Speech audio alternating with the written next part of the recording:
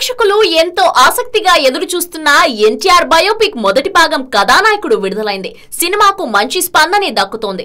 Review, ratings కూడా బాగున్నాయి. కానీ అందరూ చెబుతున్న ఒకే నెగటివ్ పాయింట్ సినిమాలో లాగ్ ఉందన్నదే.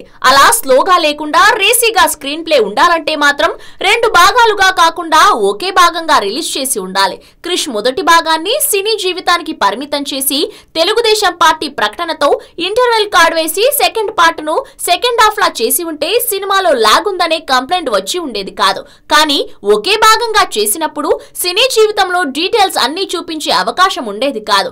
ఎన్టీఆర్ నిజాయితీ, ఎన్టీఆర్ నట జీవితం ఎలా మొదలైంది, ఎలా ఇంతింతై వటుడింతై అన్నట్టుగా ఎదిగాడు, ఇలాంటివి విపులంగా చూపించే అవకాశం క్రిష్ కు ఉండేది కాదు. క్రిష్ అవన్నీ ఆలోచించిన తర్వాతే 2 భాగాలుగా విడుదల చేద్దామనే నిర్ణయం తీసుకొని ఉంటాడు. ఏదేమైనా ఎన్టీఆర్ జీవితంలోని ప్రతి అంకం తెలుగు వారికి ముఖ్యమైనదే కాబట్టి కాస్త స్లోగా ఉన్నా పట్టించుకోరని ఫిక్స్ అయ్యాడేమో. మొదటి భాగంతో ప్రేక్షకులను మెప్పించిన క్రిష్ టీం మహానాయకుడిగా ఎన్టీఆర్ ను ఎలా ప్రెజెంట్ చేస్తారో వేచి చూడాలి.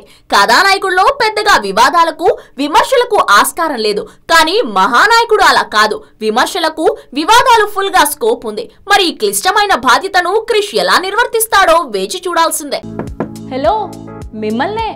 యోయో టీవీ యాప్ డౌన్లోడ్ చేసుకున్నారా? ఇంకా లేదా? మీ యాప్ స్టోర్ కి వెళ్ళి వెంటనే డౌన్లోడ్ చేసుకోండి.